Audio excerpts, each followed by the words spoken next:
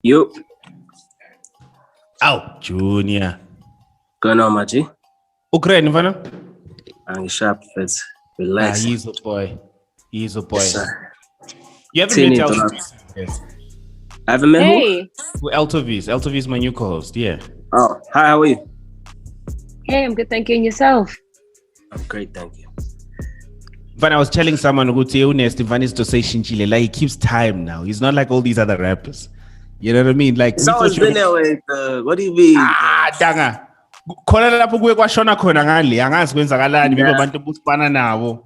Nah, there's probably a valid reason. Probably a valid reason. I'm always on time. You know, like 3 years in, I ain't gonna lie, the last 3 interviews we've done, like you've been on time. And I'm like, yeah, now we can't fuck up because he's on time. Dog, how you feeling? I'm good, though. I'm good, man. In a good space, working, taking breaks every now and then. Yeah. Doing good. Man, it's exciting looking from the outside, looking in. Like your career is definitely on another level. I know we're wrapping up Feb. It's your birthday month. And, I don't know if you believe in zodiac signs, but it just got me thinking since you're Aquarius. And I was looking at your star sign. I'm like, yo, I don't know Nasty like that, but maybe we'll find out that the personality of an Aquarius, rebel at heart, authority, anything that represents, being conventional, free-spirited, eccentric. They often, can be identified by the offbeat fashion sensibilities. Do you sometimes look at... That's crazy. That's accurate. I don't believe in these things. Yeah? But that's very accurate. Yeah, but that's accurate. I won't lie. That is so wild, man. Like unusual hobbies. You don't conform to anything. You got an attitude that is just yourselves. Can't be related with anyone else. Is this you?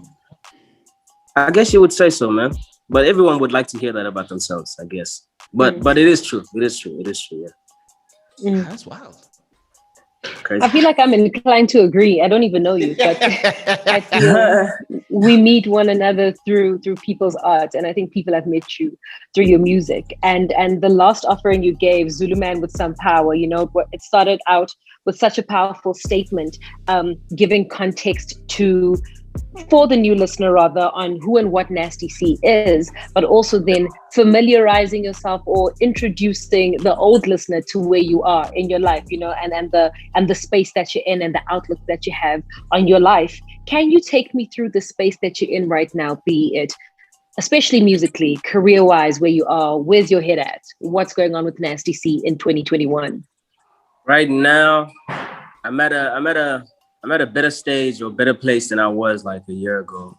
Like as far as like my creativity, and also just like as far as like enjoying what I do. I feel like a year ago, 2 years ago, like I was taking everything seriously. It was just like this pressure that I put on myself to just get everything right all the time and try and be outstanding, try and do something different, try and be like, you know what I mean? Like try and go 1,000% hard. But now, like I'm reminding myself to like have fun with it. I'm in a very lighthearted, very cool space. Yeah, and now knowing very well where you stand and going to the album, you kickstarted the album with King Shit. Like that is a statement alone. It's not your typical intro for any other song. Most albums they'll have those intros that will feel and sound like an intro. This was like a stamp. This is me. This is what time it is. And whenever anyone uses the word king in the world of hip hop, people start to feel some type of way. There's always negative feedback that will come and positive feedback that will come out of that in a South African context, because you're now part of conversation in hip hop in various parts of the world. Are you taking the crown? Is Nasty the king of hip hop in SA? Nah, I don't like taking those type of titles. Yeah. Yeah, it just comes with so many implications, It just, I don't know. If I said that, one would think I'm trying to say I'm the best lyricist or I'm the best at this and this and that. And there's many things that go with this title, I'm not the king. I'm definitely not the king. I don't want to be the title. king. Which title would you take? It can groundbreaking work. Can that work? Groundbreaking, yes. Because like Amu called himself the principal of hip hop, you know what I mean? AK at some point called himself the prince of hip hop. Prince. Yeah. I don't know, man. You guys would have to give it to me. I'm just a hard worker, dog. Right now, just I identify myself as a hardworking kid who has fun with what he does and just like always does what feels natural and right to him. You know, like I don't mind anything. You titled this project Zulu Man with Some Power. I think it's so young. Yeah. I think people are forever young. Sorry, in concept, I'm just like, yeah, man, have fun with it. I agree with what you also just said right now. Beat the prince, beat the kid, beat the ultimate. Just have fun. No matter what, just have fun. Yeah. Exactly. So now you release this album and it's called Zulu Man with Some Power. And people in South Africa are just like, Zulu Man with what? What power are you talking about? You know, and people might have misconstrued the title and created an expectation that you didn't even put forth. Do you think that after hearing the reviews and seeing how people interacted with this album, was there any point where you just like, you guys are really missing the bigger picture? And you know what? Yeah. I don't give a damn. Yeah. That definitely happened. I think because of the title, people thought I was going to go heavy Zulu on the album. They thought because of just like the attitude of the title, I guess people thought I'd just be like super hard on the album and like rapidy rap type, you know what I mean? Yeah. But I didn't. Like I chose to go with versatility. Everything is different on the song. There's no two songs that sound even closely like alike, you know what I mean? Yeah. So people definitely did confuse that title. Yeah. Steve Biko. Yeah. So that lyric had people mad. Why did you do that? It's like I said, dude, I was just having fun with it, man. It was just like wordplay, you know. I didn't think that people would take it like that and look at it in that sense, which I kind of understand, you know. But that's people missed. People, I don't know, people just like took it for what it wasn't instead of for what it was. Like it's really just like a wordplay thing. And the crazy thing is that Steve Biko at some point was one of the most streamed songs of the album. You know, like everyone was jamming to the song. And I think it was a moment for the kids because it's not like a lot of people we're talking about, you know, Steve Biko. I know Black Lezo, always makes reference to him. But do you think people missed the bigger picture with the album in the early days, especially in South Africa? Because I feel like the world accepted you as the new guy that they're being exposed to right now. But do you think like people here at home focus so much on the fact that it was just the Zulu Man with some power, expecting vernac on the album? Because everyone, I'm starting to feel like, was listening to the album with a certain mindset of expectations since Zulu Man with some power. Do you think there's something that they missed that you wanted them to understand? But went over. I don't think they missed it. I think they just the way they looked at it was all wrong. You know, they looked at it with a very serious eye and listened to it with a very serious ear when they shouldn't have. The whole point of the titling of the songs and the album was meant to just like be very playful, but at the same time carry like a subliminal message. You know, I wanted, like I kept saying, I want to make this this album so that the guy who listens to me for the first time in LA, New York, Germany, or wherever, understands my type of rap, my style of music. It's very modern, it's very up to date. It's not throwback, it's not underground sounding, it's not this and that. It's a very cool, vibey, you know what I mean? Type of style. I wanted people to get that, but at the same time, take away something from the title. Okay, this guy is Zulu. And then go do their own research. What are Zulu people? Where do they come from? What's their heritage like? What is this like? I wanted that to be like a subliminal thing. I didn't want it to be a main focus thing. Do you know what I mean? So even like the same thing you did with Steve Biko, I wanted people to hear that line and be like, "Oh, what does that mean? Who was Steve Biko?" And then take that deep dive into that whole thing. Do you know what I mean? Yeah, it wasn't like it's not a history book. That's not what I intended the album to be. So it's you essentially trying to create a universal vibe where it doesn't matter in which area of the world that you're in, when they listen to you, something can connect with it. And speaking of you making a universal sound, for lack of a better term, was there any particular audience from somewhere in the world that surprised you? Like, damn, you guys listen to me? Yeah, India. What? For real? Mexico, dude, I'm telling you. Where is this? Another city or country in Russia? I think this is all Spotify like stats. Dude, it's crazy. It's crazy. Like when I look at the places that people listen to me from, like it's wild. It's wild. India, bruh. I know. That is so crazy. Since I saw that, it's been like my goal to like get to a point in my artistry where I'm like so big that I could do like 20,000 people in India, though, somewhere like far to the left. You know, that'd be crazy. But now it makes sense, you know, because I'm sure when you are doing the rollout and planning to release your music, South Africa is no longer the primary audience.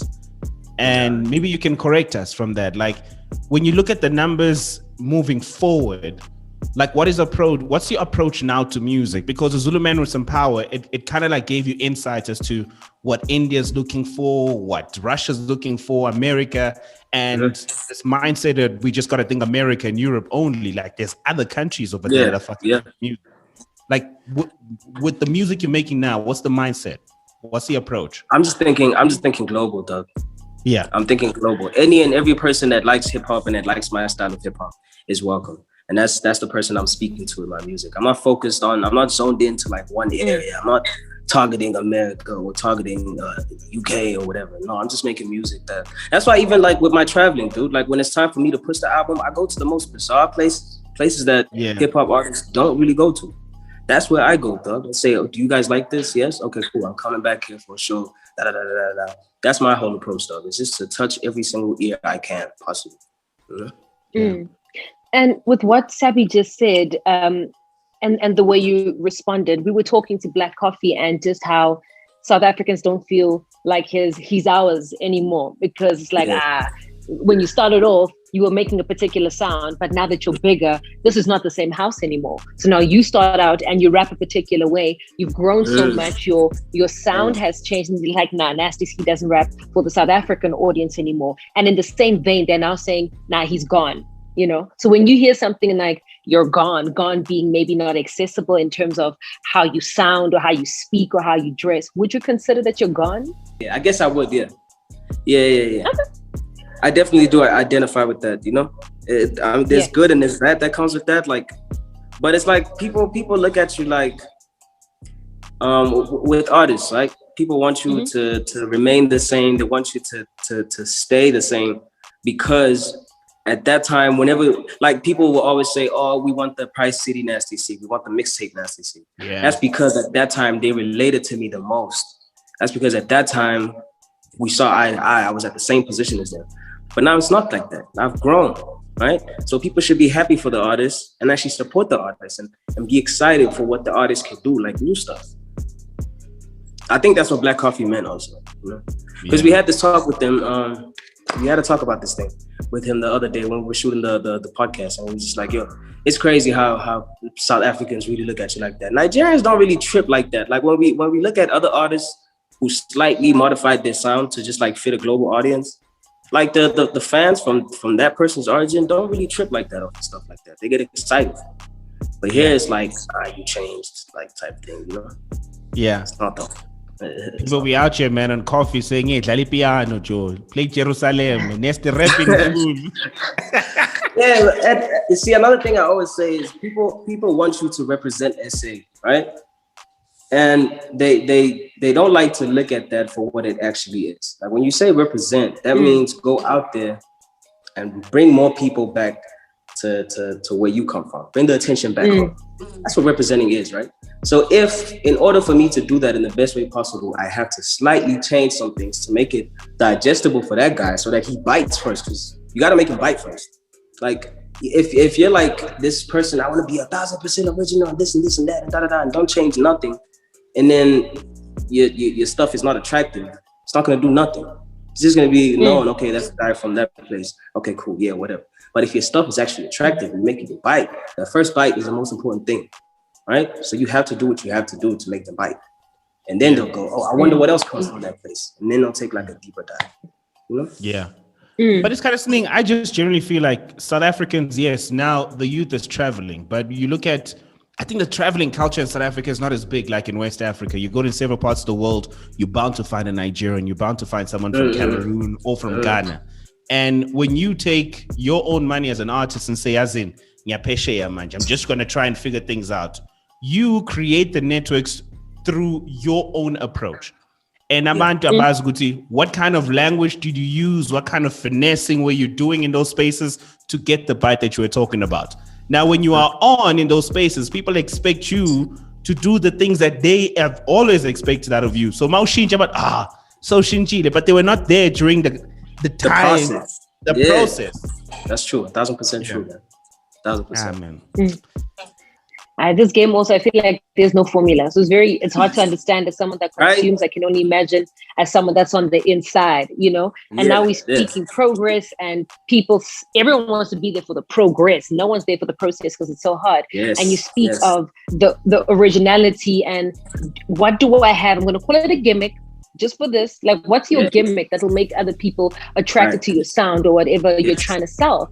And I think someone that was attracted to your gimmick is Ari Lennox. You know, I mean, you're fresh off of Ellen's show. You do the show with Ari, and I mean, you're one of the few, I'm going to say, African artists to feature a US artist. You know, that's not only part of the music video, because we often see that these people feature big names, but those big names are never in the visual component of it. But you got both. How was that experience? How did you connect? What was it about you that made her bite? I don't know what it was that made her bite. I'm just gonna assume it was like the sound that we went for, the song that I picked. Because first I listened to her music and I was like, okay, cool. Out of the songs that I have right now in the can, which ones do I think she can just like murder? And I picked that one. And then as far as the connect, I think it was my A&R in the States. He's the one that hooked it up. So he's constantly like going to different camps that he has like relationships with. And he's like, I have this artist now I'm working with from South Africa. His name is so-and-so. Check him out. If you want to work, let me know. He's down. He's got songs, whatever, let's get it. So that's pretty much what they do everywhere. And then whoever bites. You know? And then we take it from there. From there onwards, it becomes like an artist to artist thing. You know? Yeah. How was that experience, though, Mfana, performing on Ellen? Because it's Ellen freaking DeGeneres. There's even artists in America, any part of the world, that would love to have had the spotlight on their music. Like, how was that experience? And what did you learn and take out from that moment? It was dope, man. You know, only part about it that sucks is that because of this COVID thing, it wasn't like I wasn't actually in studio, which I hope will happen soon, you know. But all in all, it's a blessing, man. It's like these dreams that you always have as an artist, even though you don't put them in the forefront, like your goals and list of dreams and stuff. But it's there, you know. Same as the Coming to America soundtrack placement. That's a big thing. That's something as like an artist coming up, an up and coming artist. That's, you look at like movies, you watch movies and then you see the packages that go with the movies and you see like your favorite artists in there and you get excited, you know, and you always say, oh, I hope that happens to me one day. I hope I can hear my song in the scene one day. You know what I mean? So it's always like one of those goals that's just like lingering in the back of your mind. So it's a blessing, man. Definitely a blessing, truly. When it comes to collaboration and you do it with another artist, is there a particular type of deal that happens in a sense where if you are performing anywhere, because you featured Ari, she'll probably perform with you on stage, but when she does the jam, you're not there. Do you think that Ari will perform this song for her fans when she performs, or is it something that needs to be agreed upon? Nah, I hope so. Yeah, no, with that, when it comes to live performances, you don't really trip off of that. Like, you just let the artist do whatever they do, because you benefit at the end of the day, especially if it's your song. You know, because those people who were standing there hearing it for the first time are like, whose song is this? What song is this? I don't know. This is on her album, or whose album is it? And then they take a deep dive into your catalog, right? So you don't really trip off of that. But when it comes to like paid performances, like TV performances, where it's like a licensing thing, it's not only just like a manual thing, like where you have to be on stage. It's a licensing thing. That thing might air like 4 times, and you know what I mean? When it comes to that part of it, then the labels get involved and we agree on like a split. Okay, you guys take this much, we take this much. You know, it's like becomes like a royalty thing. Yeah. Oh, okay, I get it. Samba's funda, you know, I think this is a moment to learn for some artists with what you just said right now with licensing. And I feel like that's the same approach you had with the podcast series.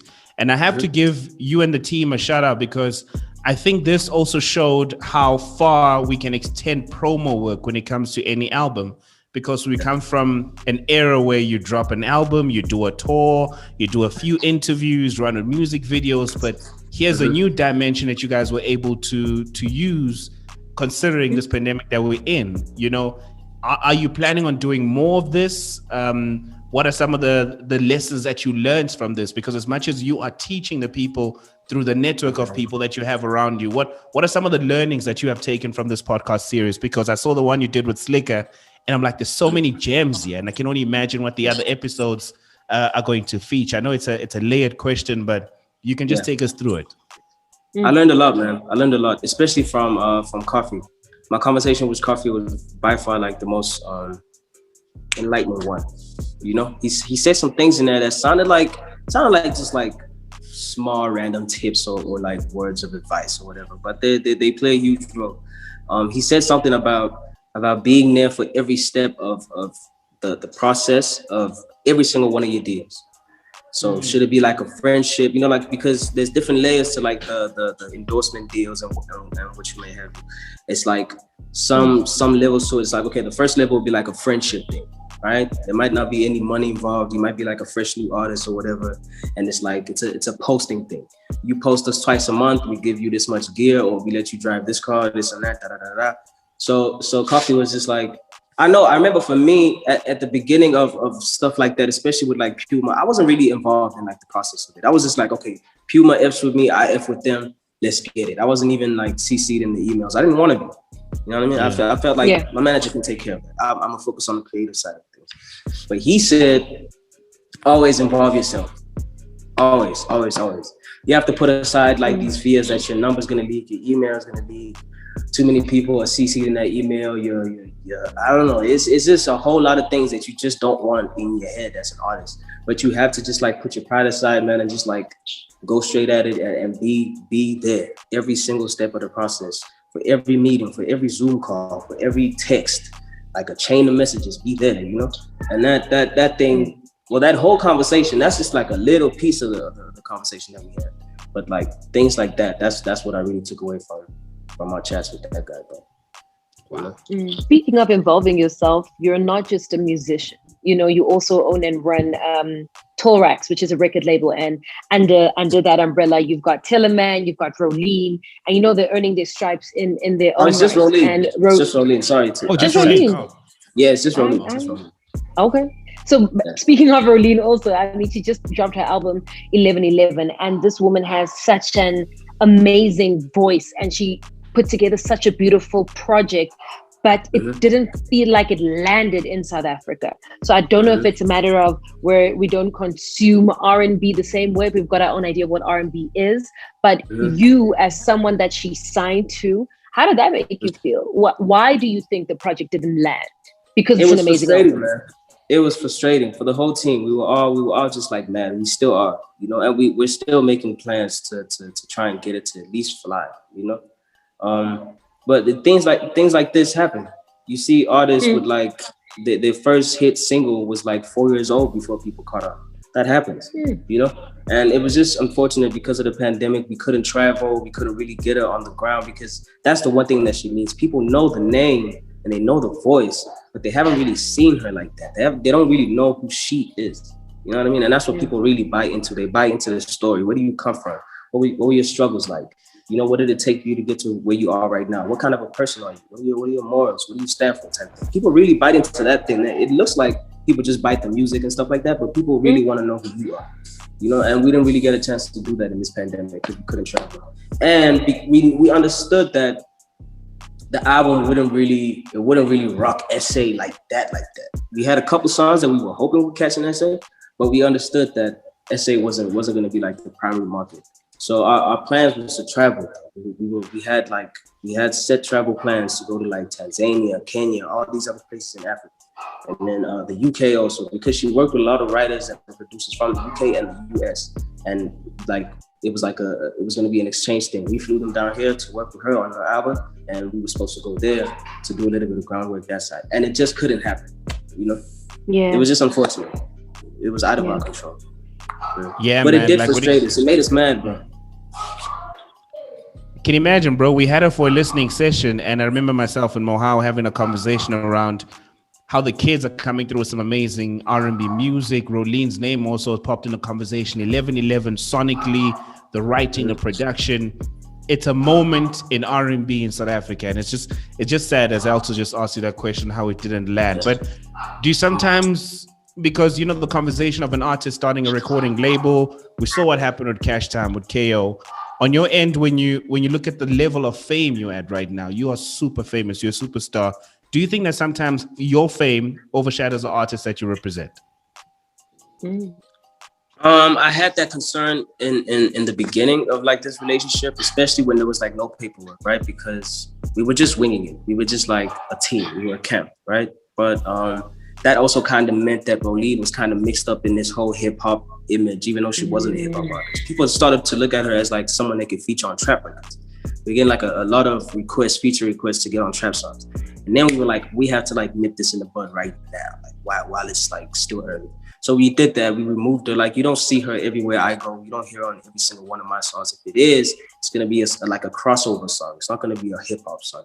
You know, so we took care of that early in the early stages to make sure that there's no confusion. It doesn't look like she's just piggybacking off of me. She's building her own thing. And that's why it's taking some time, you know, because that's just how it has to happen. The artist has to do it by themselves. So we won't have any problems with that like in the future now. We're also seeing more and more artists coming through trying to be like you, you know, because you've got a formula that works. Does that bother you in some way when you hear someone rapping just like, that's my flow, I would write like that? I never hear that. Yo, the craziest thing is I never pick that up. It's always people around me that are like, yo, you can tell this kid listens to you or not, man. And I'm just like, how? What do you mean? Like, I don't know. So I don't know. I never pick it up. Yeah, I remember when Blackie dropped that video, you know what I mean? Everyone started tagging you on that post. It went viral. It's like, yo, here's another NastyC in the game. You know what I mean? Wow. But I don't mind it. I don't look at it as a bad thing at all. I don't mind it. Yeah. Because I think it's a good thing, man. When people start emulating some of the things you do, it means you've inspired, you know, you've inspired a new generation. And that's who you are right now. There's so many kids that are going to try and write like you, sound like you, dress like you, because they look up to you.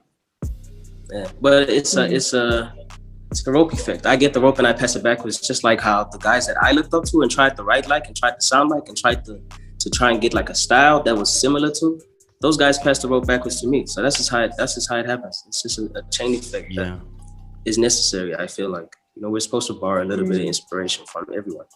Yeah. That's just how it is. Yeah. But isn't it hard considering, especially SA music, man? Like, I can safely say you are at the gate, you're inside in a totally different market, especially the US market. There's so many rappers and so many artists who aspire to be in the position that you're at right now. When you find yourself in moments or conversations or in rooms with people that are asking about South African music, and there's possibly dudes that you don't vibe with, you know, when you have to put your ego to the side and still talk about dude because they're part of the culture and representing. How has that been for you? Because I'm sure you've been in situations like that a lot. Yeah. I do that all the time. I know you do that a lot. Yeah. For me, it's just like what you said. I have to put my pride aside, dog. It's bigger than me at that point. I'm not going to be that guy who's just like a gatekeeper now, who's going to stunt people's shine just because I want to look like, or just because we don't get along with the guy. Nah, dog. I'm never going to be that guy. Even if we don't get along, I'm the mention, dog. If you're one of the flag flyers on the mention, you know, I think that's how it should be, man. Right now, we're too small of a game to try and play gatekeeper. We have to try and let's get in that side first, and then we'll see. We'll sort our differences out when we're all big, when we're all global megastars. Then we'll sort our differences out. Right now, this is like, let's put that stuff to the side and just like focus on the bigger picture. Now, you've had interviews on platforms such as, you know, Vlad and also Hot 97 with Ebro. And I think in general, my twang, hey, left me. Americans, caught me slipping. Americans are so fascinated with Africa, thinking it's just one thing, you know, just, I want motherland chats. And especially with our history and South Africa now having apartheid as part of our history.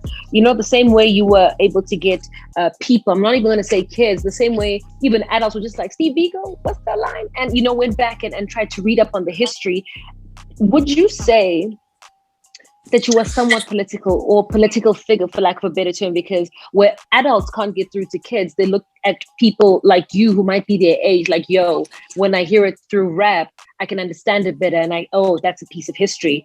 And with that being said, do you care about politics in South Africa? Do you care about politics around the world? And I don't care about politics. I really don't. I don't know what's going on. Like, I choose not to be a part of that conversation. But like, see what you just said right now. That's been my approach like the whole time. Like my whole thing. I even tweeted a long thread of tweets about like this type of thing, where it's like, where parents can't get through to their own kids, we have to be the ones that speak to them because they listen to us every day, you know. But people don't like to focus on stuff like that. That would never go viral. But I had a chain of tweets though where I was speaking about stuff like that. That's exactly what I mean when I say give it to them in bite sizes. Let them be able to digest this thing first. Speak in their language. If you have to cuss 1,000 times and sound like you're on drugs, do it, man. As long as the message is in there, embedded in there somewhere. You know what I mean? When they're sober, that it's gonna hit different. It's gonna hit different. You know, that's how I always look at it. That's been my approach the whole time. Like, I'm not gonna change the way I rap simply because of the message in the music. No, it's still gonna sound the same. The message is definitely gonna be in there. You know, some people might not get it, it's fine, but some people will get it. You know? It's just a subliminal thing. You know, staying in America, since Alto took us there, like out of curiosity, man, like you easily one of the first artists who's possibly dropped the project with an American DJ, and you dropped it with DJ Woo Kid, man, like legendary stuff. Putting together that project and considering the fact that you've worked with DJs here in South Africa, how different was the process? Speed was the main difference. Yeah, those guys don't play around, dude. When it's time to work, it's time to work. They don't mess around. It's no, I'm gonna get back to you in like 3 days. No, like, he's tapping in every single day, multiple times a day. Have you done this song? I got more beats for you. There's another artist. Do you like his sound? Let's do this. What do you think about the imagery? Okay, let's go for an artwork guide. Do you know a guy? I know a guy. Let's do this. Let's do that. Like, those guys they press you. When it's time to work, they press you. Wow. They press you. Even when you're there, studio sessions are the same, though. It's a whole different energy. Like, when I'm there, I do like 4 sessions back to back every day for like 7-8 days straight. You know? Sorry about that. Because I was just about to ask about work ethic. This idea, another producer walks in with the laptop, puts it down, plays more beats. As soon as you're done with that, another artist walks in. It's like that, back to back.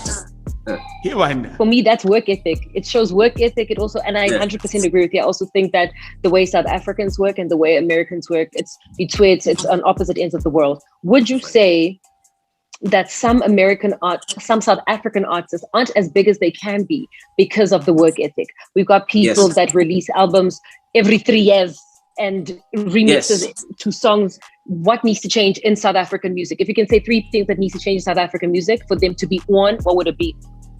First of all, guys need to drop this notion that you only have to go in studio when you're working on a project. Stay in studio. That's what you do. That's your craft. That's why people love you, right? So stay in there. Do it all the time.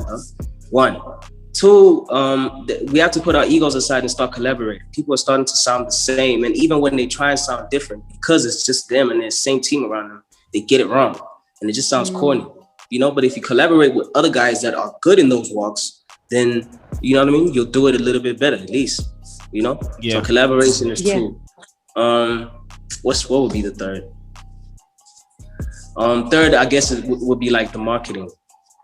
You have to start marketing our music better. Guys need to start being a little more creative. They need to come up with like better strategies now. Like, cause it's the same thing. Like, people drop an album, do a so-called tour, do like 4 clubs, and then what? That's it. And it might be like a dope project that just needs like an extra push, you know? But guys don't do that. Guys don't want to travel, first of all. They want to get booked to travel. No, like, let it come out of your own money, though, out of your own pocket. Like, go to Kenya, do a show in Kenya, go to Namibia, go to this place, that place, push your album, actually push it like you really worked hard for it, you know? Which I guess it kind of shows they didn't really work that hard putting it together. It was just a couple nights and the album came together, you know? Yeah, those are the 3. Look, before we let you go, bro, and talking about money and everything else, since you brought up traveling, you know, being young and rich, it's a blessing and a curse. Coming from a black family, being a breadwinner at a young age, kuba nzima nje, you know, baqala ukutshela ukuthi yo kunogogo owashona ngesikhathi esithize odinga ukuhlabelwa imbuzi. You're like, hey, I don't know that. I don't know this person. I don't know this person. You know, so out of curiosity, man, when it comes to investing, considering the age that you've reached right now, like, is investment something that you're exploring? Are you investing in property? Is it stock markets? Is it technology? How's Nasty investing his money? So for me, it's both. I only have one key right now as far as like properties go. I only have one key, but it's been working ever since I got it. And that was like three years ago. So I've had tenants. I've had like 4 tenants in that space. And then when it comes to like commodities and shares and stuff like that, like I'm definitely in there also. I like to just like look at the space that I'm in. What do I like to do? What do people my age like to do? And I look at those companies. I look at the people behind those companies, and I look at like the history. Like it might be very volatile or whatever, but what's the overall growth of it? Is it spiking? Is it going down? Is it very level? I look at stuff like that and I just go. And I have I think I have about 6 open positions. Wow. 2 of them being crypto, and then 4 of them is like commodities. Wow. Yeah, I'm in there. Freaking C, dog. I'm in there. I'm in there. It's so crazy. In there. This is wild, man. Like, I was checking out the first interview we did together. You know, I was like, yo, this dude comes far, man, and keep shining, keep rising. You got our support. You got our support always, and keep doing most, man. Thank you, bro. Thank you guys for the continuous support too, man. I really appreciate it. It goes a long way. It goes a very long way, man.